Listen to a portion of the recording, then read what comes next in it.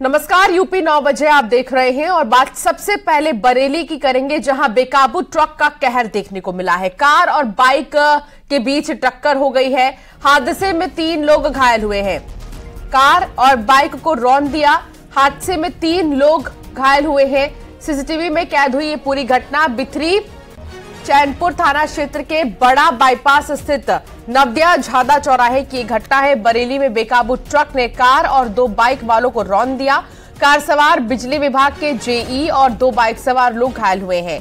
घटना का CCTV footage भी सामने आ चुका है। वीडियो में तेज रफ्तार एक ट्रक नजर आ रहा है और पहले कार को टक्कर मारता है, फिर कार समेत 2 बाइक सवार को भी रौंदता हुआ आगे बढ़ता है। घटना चौराहे की है। कुछ दिन पहले ही बाइक सवार को रौंदते हुए सीसीटीवी फुटेज सामने आया था, लेकिन इस चौराहे पर अब भी हादसे कम नहीं हो रहे हैं, लगातार बढ़ रहे हैं।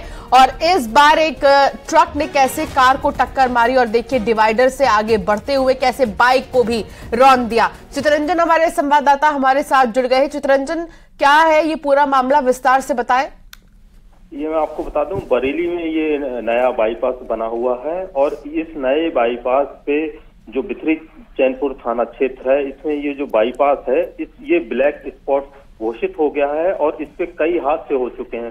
पिछले दिनों एक सीसीटीवी और सामने आया था जिसमें बाइक सवार युवक की मौत हो गई थी, कार भी उसमें क्षतिग्रस्त हो गई थी। ये ताजा मामला कल का है और इस वीडियो में जो दिखाई दे रहा है, साफ साफ दिखाई दे रहा है, एक ट्रक बेकाबू ट्रक आता है और 2 बाइक सवारों को रौंदता है। वहीं कार में एक जो कार थी उसमें कार में जेई सवार थे और जेई को भी चोटें आई हैं, जिन्हें अस्पताल में भर्ती कराया गया है। ये सीसीटीवी जो पूरा है, ये पूरा ब्लैक स्पॉट ये क्षेत्र घोषित हो गया है, मगर ये इस स्पॉट पे लगातार हादसे होते जा रहे हैं। बहुत शुक्रिया जानकारी साझा करने के लिए चित्ररंजन।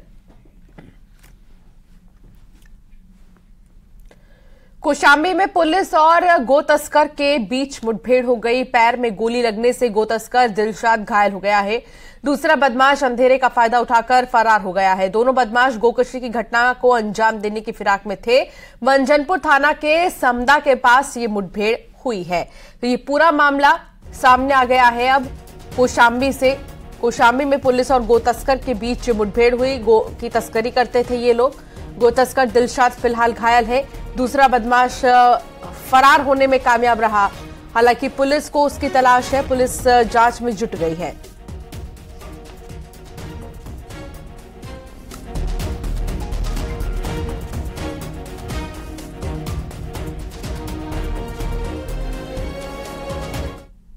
घटनाएं खारिज की जा रही हैं।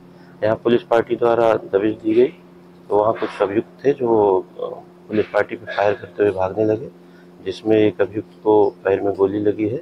मौके से करीब 60 किलो गोमांस और काटने के यंत्र और एक कट्टा कारतूस बरामद हुआ है। एक अभियुक्त गिरफ्तार हुआ है। शेष अभियुक्तों की तलाश जारी, शीघ्र उनकी गिरफ्तारी कर लेंगे। और अब बात कुशीनगर की होगी, जहां बेकाबू कार नहर में गिर गई है। कार सवार 3 लोगों की मौत हो गई है। कार सवार एक शख्स शीशा तोड़कर बाहर निकला। गंडक नहर के पानी को रोका गया है। पुलिस ने ट्रैक्टर से कार को नहर से बाहर निकाला है। 3 शवों को नहर से बाहर निकाल लिया गया है। रामकोला थाना के दामोदरी पुल पर यह घटना हुई थी और ये तस्वीर आप देख रहे हैं, जहां परिवार वाले बहुत ही ज्यादा दुखी हैं। कुशीनगर का ये पूरा मामला है। बेकाबू कार नहर में जा गिरी और ट्रक के सहारे इसे बाहर निकाला गया रस्सी से बांधकर, लेकिन 3 लोग जो इसमें सवार थे, तीनों की ही मौत हो गई है।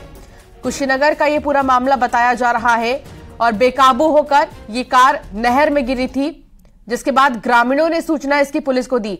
कुशीनगर की ये 2 तस्वीर आपको दिखा रहे हैं। पहली तस्वीर उस वक्त की, माफ कीजिएगा, ये पहली तस्वीर बरेली की है और ये दूसरी तस्वीर कुशीनगर की है।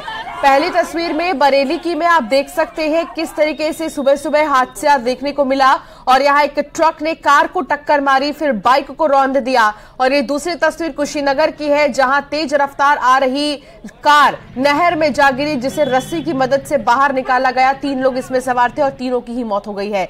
परिवार में इस वक्त कोहराम मचा हुआ है। परिवार वाले दुखी हैं और प्रशासन की तरफ से लगातार यहां पर इंतजाम किए जा रहे हैं कार को बाहर निकालने के। हादसों का दिन है आज का दिन, शुक्रवार। बरेली और कुशीनगर में हादसा हो गया। हादसे की वजह से हर जगह इस वक्त मातम पसरा है।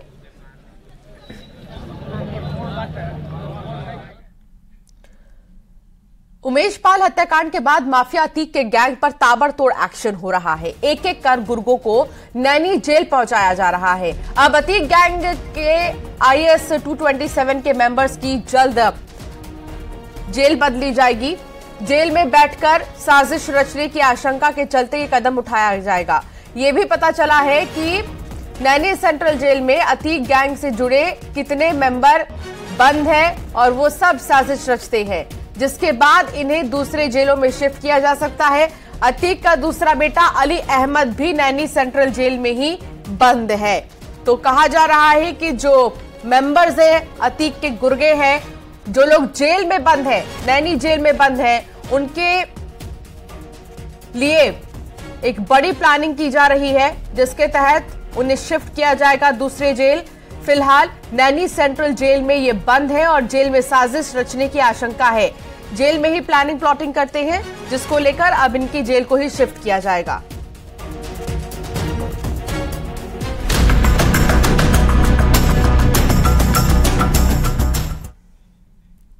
और यूपी विधानमंडल के मानसून सत्र का आज 5वां और आखिरी दिन है। आज नेता सदन सीएम योगी आदित्यनाथ और नेता प्रतिपक्ष अखिलेश यादव दोनों विधानसभा में बोलेंगे। सदन की कार्यवाही 11 बजे शुरू होगी और आज सदन का माहौल काफी गर्म रहने के आसार हैं। आज विधानसभा की कार्यवाही ही अनिश्चितकाल के लिए स्थगित हो सकती है। तो आज अखिलेश यादव और मुख्यमंत्री योगी आदित्यनाथ दोनों आमने सामने होंगे। फिलहाल मौजूदा समय में विपक्षी लगातार हंगामा कर रहे हैं। महंगाई के मुद्दे को लेकर, सूखे को लेकर हंगामा कर रहे हैं। ये तमाम चीज ऐसी हैं जिनको लेकर लगातार विपक्षियों का हंगामा जारी है। लेकिन आज देखना होगा कि विपक्षी किस चीज को मुद्दा बनाएंगे। मोहम्मद शबाब हमारे संवाददाता हमारे साथ जुड़ गए हैं। मोहम्मद शबाब, आज 5वां दिन है और आज मुख्यमंत्री योगी आदित्यनाथ और अखिलेश यादव आमने सामने होंगे। कौन से वो मुद्दे हैं जिस पर आज विपक्ष हंगामा कर सकता है?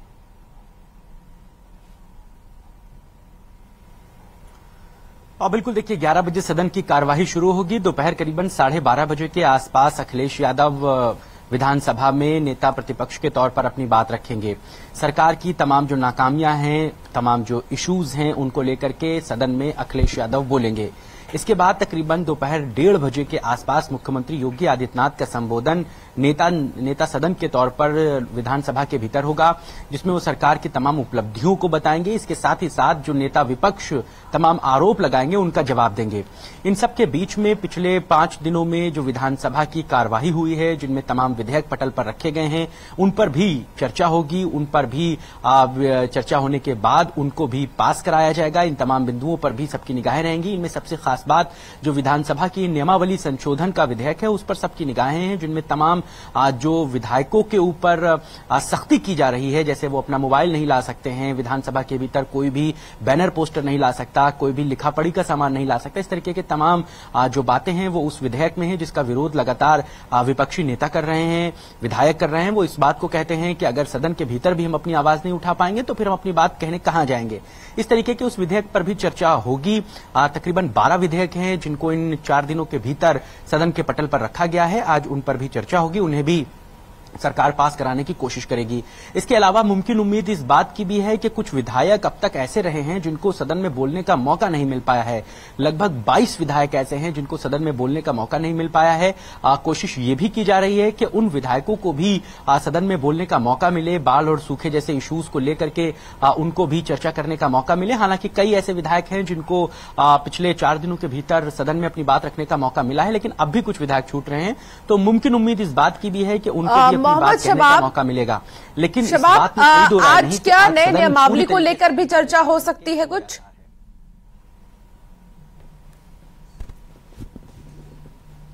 जी, वही मैंने आपसे कहा कि वो विधेयक भी पटल पर रखा जा चुका है। अब सभी विधायकों को उसकी एक एक कॉपी दे दी गई थी कि आप पढ़ लीजिए, इसमें जो भी आपको संशोधन की गुंजाइश है आप विधानसभा अध्यक्ष को बता सकते हैं। उसके बाद अगर बहुत जरूरी होगा तो वो कमेटी को वापस भेजा जाएगा और उसके बाद उसमें संशोधन किया जाएगा। लेकिन इस इश्यूज पर जो है वो आज चर्चा होने की प्रबल संभावना है। उस विधेयक पर आज सदन के पटल पर चर्चा होगी और निश्चित तौर पर जो अपोजिशन के लीडर हैं खासतौर से वो इस पर हंगामा करेंगे, क्योंकि सबसे ज्यादा जो मामले सख्तियां हैं वो अपोजिशन के विधायकों को इसके ऊपर नागवार गुजरती हैं। आपको बता दूं कि ये विधेयक लाने की जरूरत क्यों पड़ी, क्योंकि पिछला जो सेशन हुआ था, जो सत्र हुआ था, उसमें समाजवादी पार्टी के एक विधायक हैं जिन्होंने विधानसभा की कार्यवाही को लाइव अपने मोबाइल से थ्रू कर दिया था फेसबुक पर, जिसके बाद विधानसभा अध्यक्ष बहुत नाराज हुए थे। अतुल प्रधान वो विधायक थे जिन्होंने समाजवादी पार्टी के विधायक होने के नाते विधानसभा की कार्यवाही को लाइव अपने मोबाइल से फेसबुक पर किया था, जिसके बाद ये मामला विधानसभा में बहुत हंगामेदार रहा था और